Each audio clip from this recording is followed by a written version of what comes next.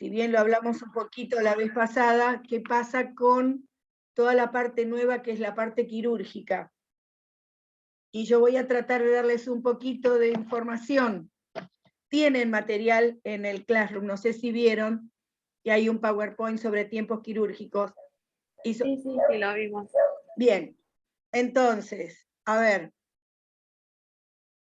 una persona, ¿por qué situación puede llegar a una cirugía? ¿En qué circunstancias una persona llega a una cirugía?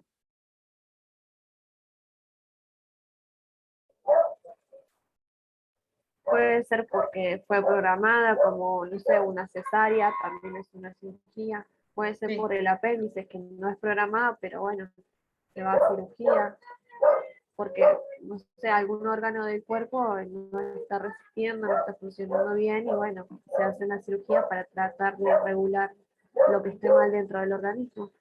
A ver, entonces, más allá de que hay cirugías, como vos bien dijiste, que son las programadas, que responden a una solución quirúrgica porque no hay otra, porque es la única posible, y la persona se prepara para ese acto quirúrgico.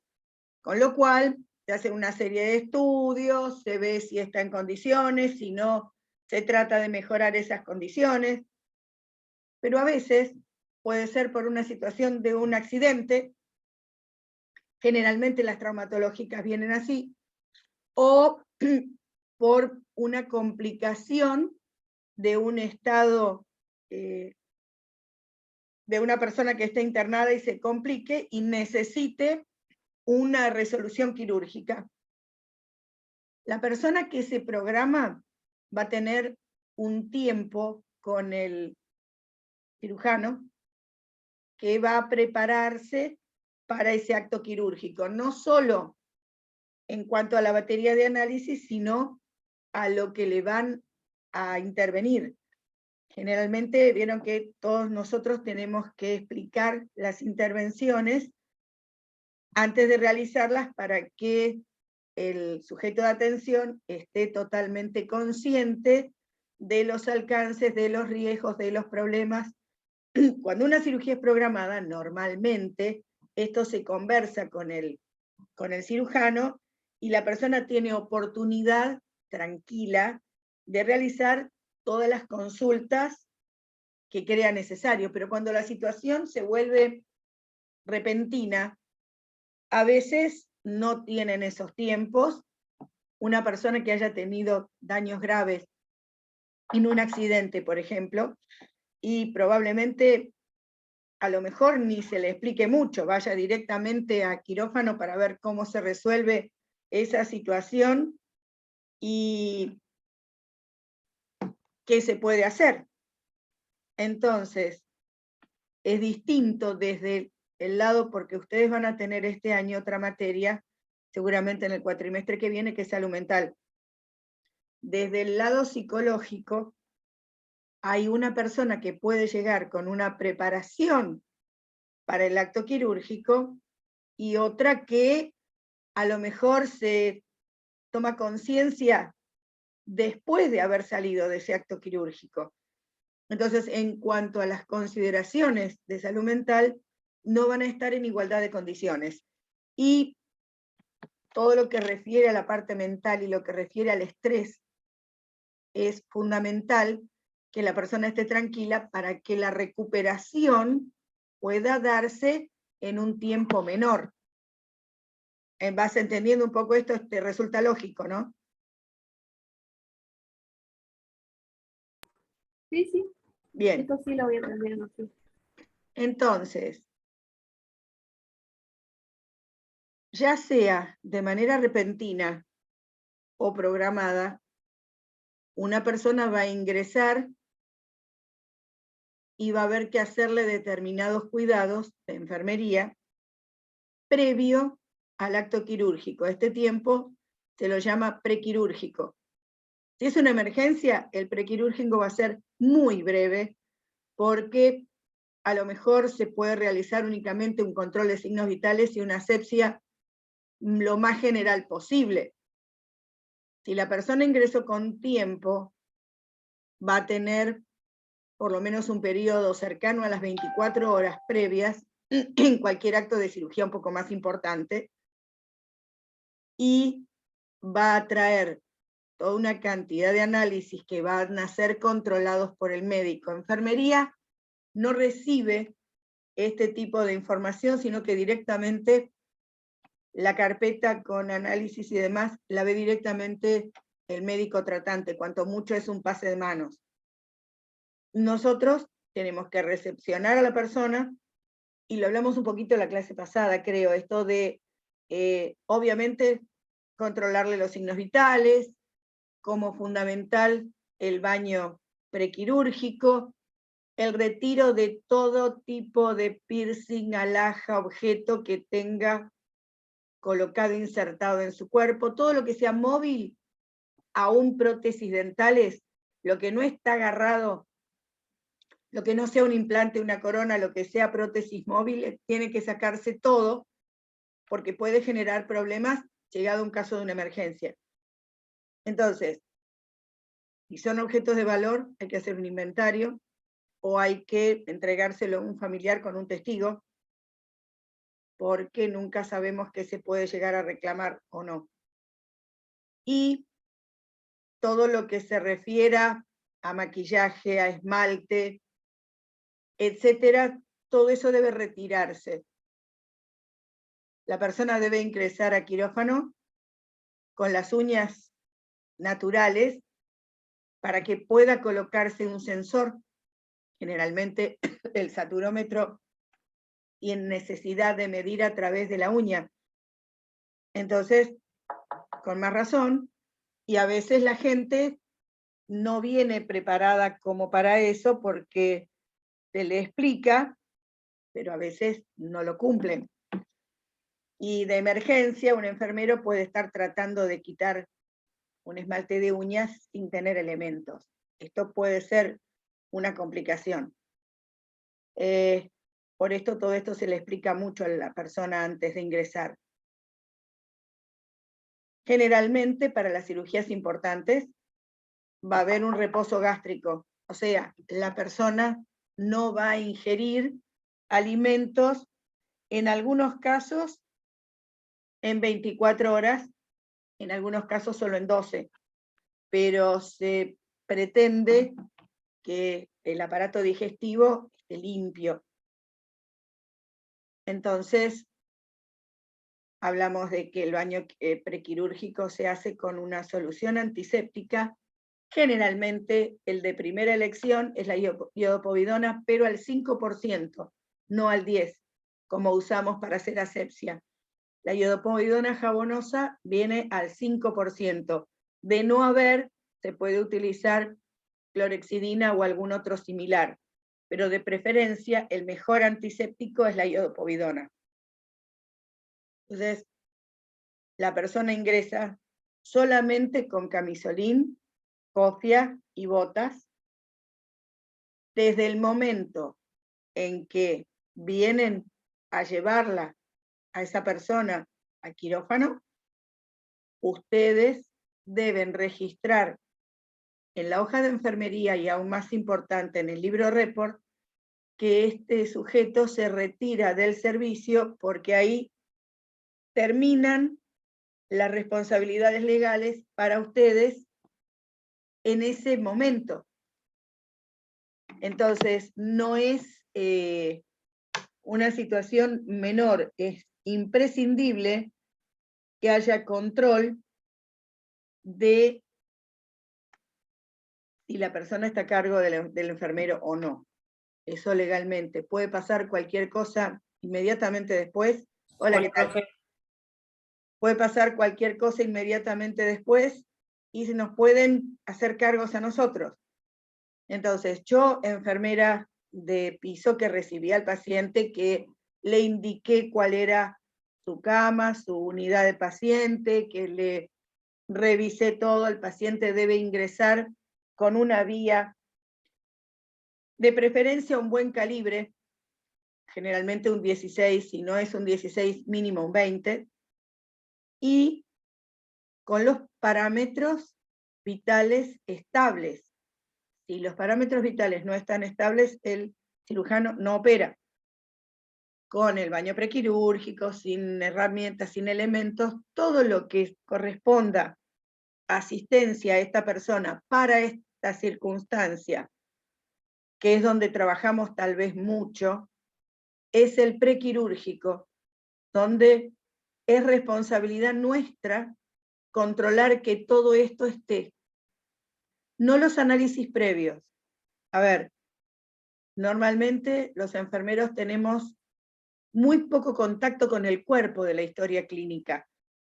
Generalmente con lo que tenemos contacto son con las hojas de enfermería, que después forman parte. Pero normalmente la evolución de los médicos no la vemos, salvo que por una situación especial se solicite ver una historia clínica, pero generalmente no pasan por enfermería.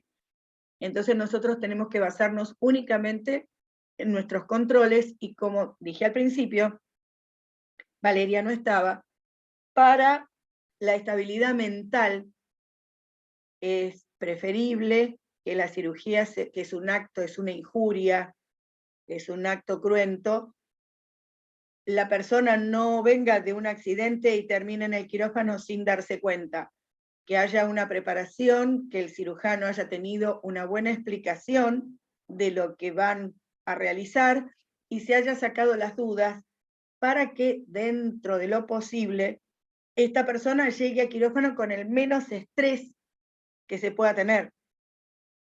Para el acto quirúrgico y para la recuperación es importante, y sobre todo para el valor, por ejemplo, de tensión arterial. Una persona estresada se hipertensa, y si se hipertensa no entra a quirófano. Entonces, a veces los médicos tratan de ayudar a esta circunstancia con alguna medicación, pero eso es solamente en el caso especial que lo requiera. Hay gente que tiene mucho temor, porque le tiene miedo a la cirugía o porque tuvo una mala experiencia con algún familiar, alguna cuestión, y no pueden dejar de tener miedo.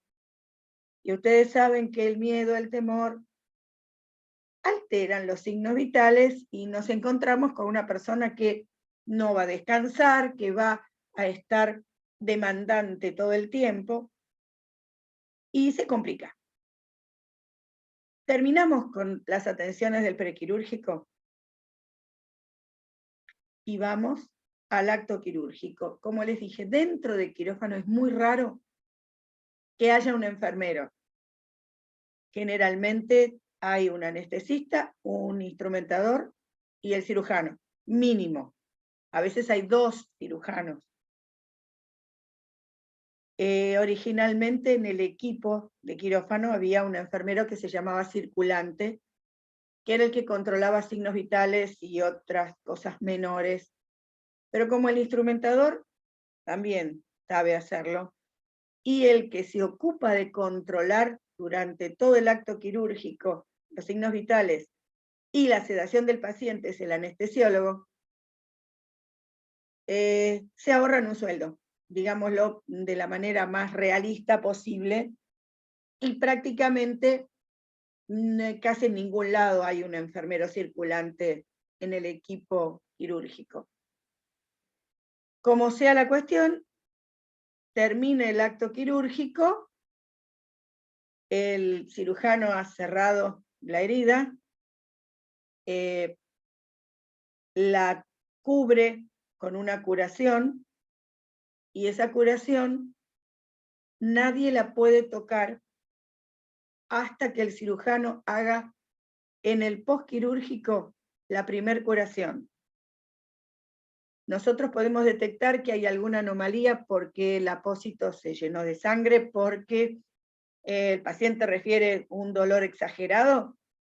No se toca la herida quirúrgica, se llama al cirujano o al médico que pueda venir, porque nosotros no podemos tener intervención en esa herida. Si es una herida para solucionar un problema interno, y esto se programó, el tener acceso al medio interno de la persona requiere una incisión. Que esta incisión se haga quirúrgicamente quiere decir que cuando se sutura y se aproximan los bordes de esta herida, van a calzar perfectamente y digamos así, la reparación, la piel se va a volver a reconstituir con rapidez, porque esto es muy rápido, comienza inmediatamente. Si en cambio es la reparación por un desgarro de tejido, los bordes no van a ser tan perfectos y la reconstitución de esa suerte de continuidad que tiene que tener la piel va a tardar más. Y seguramente la cicatriz va a ser distinta. Entonces, el único fin de que se corta con un bisturí, se hace una herida limpia, es para que los bordes se aproximen perfectamente. La sutura, lo único que hace, la única finalidad de la sutura quirúrgica es aproximar los bordes de esta herida para que puedan volver a unirse. Si por alguna razón el lugar donde tuvo a bien esta injuria quirúrgica deja algún hueco, un espacio en el interior, donde pueda juntarse, ustedes saben que cada vez que se interrumpe la piel, se cortan vasos sanguíneos. Y estos vasos sanguíneos a veces siguen goteando sangre y sobre todo linfa. Entonces esta colección de serosanguinolenta que se puede hacer en el lecho de una herida, aún cuando se ha suturado, no puede quedar en el fondo de la herida. Entonces, normalmente lo que se coloca, lo que uno recibe al paciente, es con un drenaje. Hay distintos tipos de drenajes, esto lo deberían ver en adultos, pero yo se los explico para que puedan entender. A ver, ¿alguna vez vieron, o eso generalmente lo hacían las abuelas o las madres, cuando tenías una ampolla, que en vez de romperte la ampolla te pasaban con una aguja un hilito y lo dejaban colgando? ¿Alguna vez vieron eso o no llegaron a tener la experiencia? No, en mi casa no. Bueno. Sí, a mí sí. Bueno, eso, así de simple, es un drenaje. ¿Por qué? Cuando ustedes se queman, por acción del sistema inmune, lo primero que hay es un edema. ¿Dónde se hace el edema? Entre la primer capa de la piel, la epidermis y la dermis. Esa ampollita que se forma tiene, o tendría, la piel intacta arriba.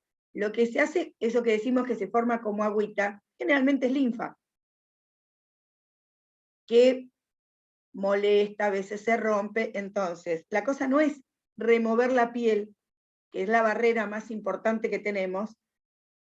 Al pasar ese hilito, deja una abertura, que es la misma del cabito del hilo, por la cual drena este líquido, esta colección que se formó ahí sobre la piel, inmediatamente en la primera capa de la piel, sin quitar la protección de la piel que quedó arriba. La piel se va a morir igual, pero mientras tanto protege. Por esto, eso es el drenaje más básico y más simple que pueden ver. Un drenaje en una herida quirúrgica puede ser un trozo de un guante de látex saliendo por entre un puntito de la herida. Quiere decir que se deja una abertura, un lugar donde la piel no se va a cerrar, porque si la piel se cierra y esta colección serohemática queda adentro, se va a descomponer y se va a generar una infección. Y no es lo que uno quiere cuando tenemos una recuperación. Entonces, cuando esto es posible y el médico lo amerita, deja desde una gasita, un pedacito de látex para que pueda drenar por ahí esta colección que se forma, hasta los drenajes que generalmente se los conoce como hemosuctores. Pueden ser por gravedad o pueden ser activos. Normalmente en traumatología, cuando hay una herida muy profunda o ha habido lesión en el hueso, suele colocarse, sobre todo en miembros inferiores, lo que se llama un drenaje por aspiración. El aparatito es, digamos, una cajita con un vaso que recoge mediante una tubuladura y un parche que queda hermético en la herida, una tubuladura que se conecta con el interior de la herida. Y lo que hace esa cajita, tiene un dispositivo eléctrico que chupa, como si hiciera vacío. Quiere decir, trata de ir aspirando continuamente toda esta colección de líquido que puede quedar en el lecho de la herida. Obviamente, cualquier tipo de estos drenajes tienen que estar colocados por gravedad, por debajo del nivel, el receptáculo tiene que estar por debajo del nivel de la herida, obviamente, para que pueda fluir. Si no es este tipo de drenaje, que es el más complejo, y no quiero meterme, si no lo saben, pídanme que se lo explique cualquier día y yo les explico lo que es un drenaje pleural, es otra cosa. No tiene que ver con el acto quirúrgico, por eso no lo quiero mezclar. Cuando hay colección de sangre o de algún líquido entre las pleuras, que son las membranas, recuerden, que envuelven los pulmones.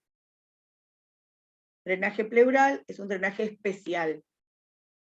Si no es este drenaje con este aparatito que chupa, que es una maquinita eléctrica, va a ser un drenaje hemosuctor, pero por gravedad.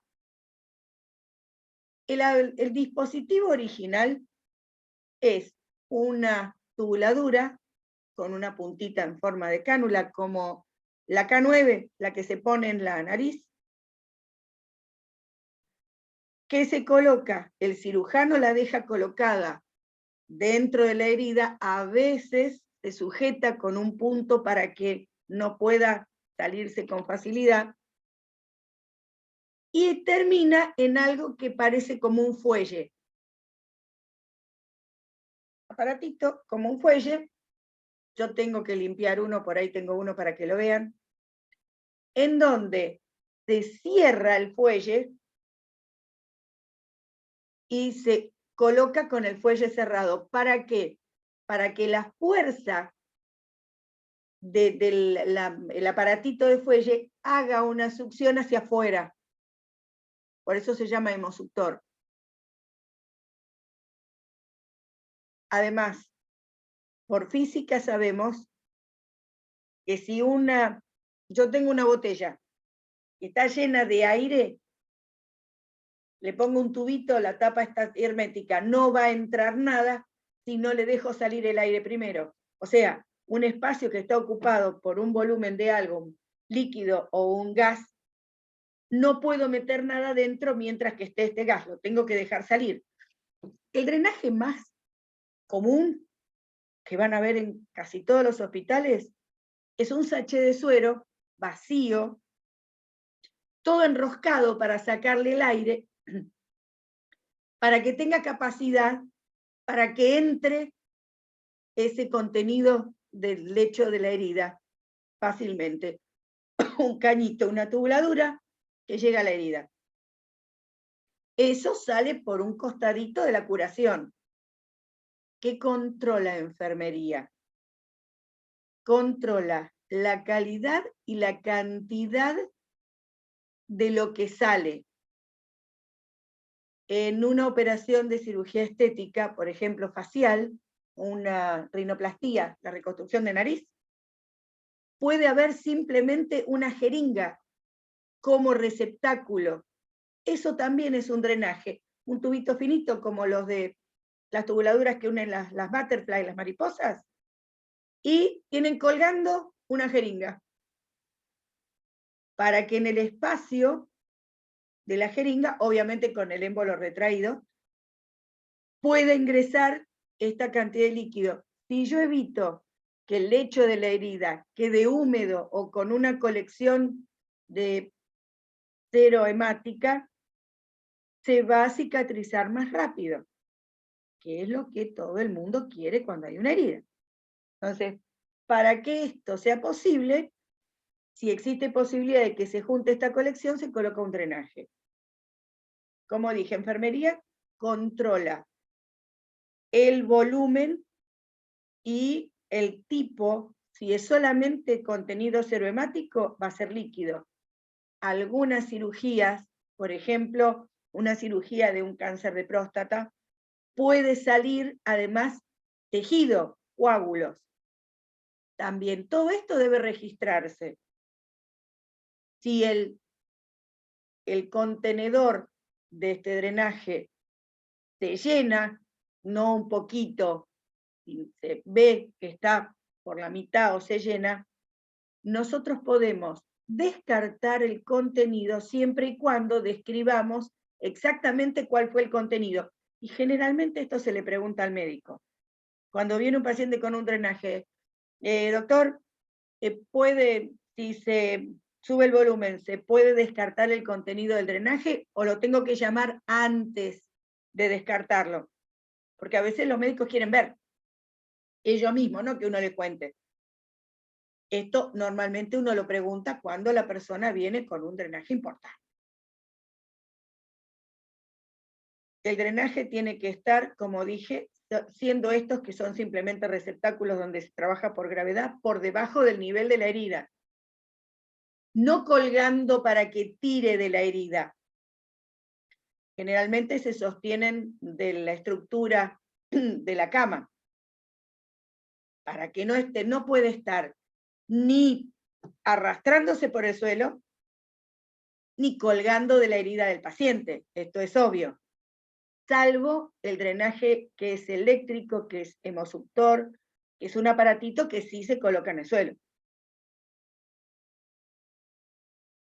La persona que sale inmediatamente de quirófano tiene que pasar en un lugar determinado un tiempo hasta que recupera la conciencia. Esa sala, ese lugar, se llama sala de recuperación anestésica. Como el profesional que indujo esta pérdida de conciencia es el anestesista, es el responsable de que el paciente vuelva a su estado de conciencia, porque es el que sabe que manejó la droga y manejó los signos vitales del paciente. Si algo sucede en ese periodo, que es el primer periodo posquirúrgico, el de recuperación, y hay algo que no recupera la conciencia o tiene algún problema, hay que llamar al anestesista. El cirujano no te va a ayudar y el médico clínico tampoco sabe del tema. Si no está el anestesista y se fue, el médico que venga. Pero la responsabilidad es del anestesista. En ese lugar se pueden pasar desde 2 o 3 horas hasta una cirugía importante 24 horas. La persona debe recuperar su estado de conciencia y debe entender a normalizarse los signos vitales. Un paciente de quirófano, ¿cómo va a salir con la temperatura?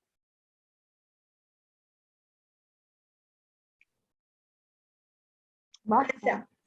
Están generalmente las mesas de cirugía son de metal. Vas a estar sin ropa. Vas a estar, digamos, como en un sueño muy profundo. La temperatura que va a subir o bajar. La temperatura corporal. Baja. El quirófano es un lugar donde generalmente hace frío, precisamente para favorecer la vasoconstricción. No es un lugar donde hay gran calefacción, es un lugar frío. Y uno baja la temperatura corporal. El estado de inconsciencia también baja la temperatura corporal. El paciente que sale de quirófano sale hipotérmico. Esto es normal. Los otros signos vitales depende de la anestesia y depende de cómo se recupere la persona. Pero deberían estar cerca del normal. Eso es lo que tenemos que controlar. ¿Se acuerdan ustedes, deben haber aprendido en primer año en algún momento los tendidos de cama? ¿Aprendieron tendidos de cama o no se acuerdan? Sí. Sí, profe. ¿Qué tenía de especial la cama quirúrgica? ¿Cómo es el tendido de una cama quirúrgica? Que es otra intervención de enfermería, además. ¿Cómo se prepara una cama quirúrgica para recibir a un paciente de cirugía? Bueno, tiene que estar ordenadita, las sábanas, bueno, debe estar doblada de modo tal que sea fácil de abrirla para acostar al paciente. No. La cama quirúrgica, Yo no recuerdo. la particularidad de la cama quirúrgica es la única sábana que se coloca en la sábana de abajo. La sábana de arriba, si tiene cobertor, frazada, seguro, se doblan de la manera que se doblan las sábanas. Si no se los explicaron nunca, yo les voy a buscar algún material para que vean. Se doblan de manera tal de hacer un paquetito. Ese paquetito puede estar colocado a los pies de la cama o en el medio de la cama. El paciente que lo traen prácticamente medio dormido, despierto, pero todavía no completamente, lo traen y el camillero, el enfermero, ¿viste? Lo agarran de la sábana, te lo ponen como el pan en el horno, así, lo suben a la cama. La cama no puede tener nada arriba. No es cuestión de abrirle la cama. Está solo la sábana de abajo. Lo suben y a veces inclusive lo dejan, para no moverlo mucho, lo dejan con la sábana que lo traen. A veces ni lo rotan para sacar esa sábana la quitamos después. La cuestión es que la persona quede en su cama, ese paquetito se pone arriba de la persona para no arrastrarle las cobijas por encima y se desdobla arriba de la persona y lo único que con mucho cuidado podemos hacer es a los pies de la cama levantar un poquito el colchón y meter las sábanas a los costados, no se meten abajo del colchón. Ningún tendido de cama tiene las sábanas metidas bajo el colchón, solo la salea y la sábana de abajo. Le estiramos las cobijas por arriba, vemos que el suero esté en su lugar, que la vía esté permeable, y no tocamos más a la persona, salvo para control de signos vitales, no hacemos nada. Porque esa persona tiene, si ya pasó por la sala de recuperación, está consciente, pero medio como despertando de un sueño.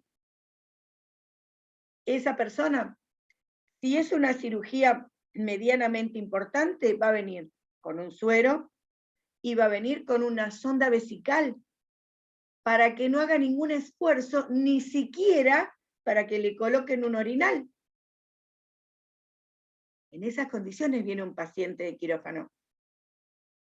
Si es importante verificar que en las primeras 12 horas el paciente orine, porque suero recibe todo el tiempo, no va a eliminar intestinalmente porque no tiene nada. Pero orinar tiene que orinar, porque es un buen signo de recuperación de dominio del cuerpo, de movilidad, de funcionalidad, de homeostasis. Acomodamos la bolsa colectora de la sonda vesical, acomodamos el suero, le tomamos cuanto mucho los signos vitales y al paciente se lo deja tranquilo.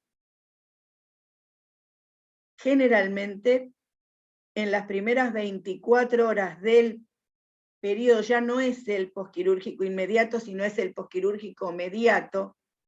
Estamos hablando no de una laparoscopía, estamos hablando de una cirugía importante o medianamente importante. La persona va a estar como dormida todo el día, va a despertar apenas y se va a dormir. No va a pedir ni de comer ni de nada.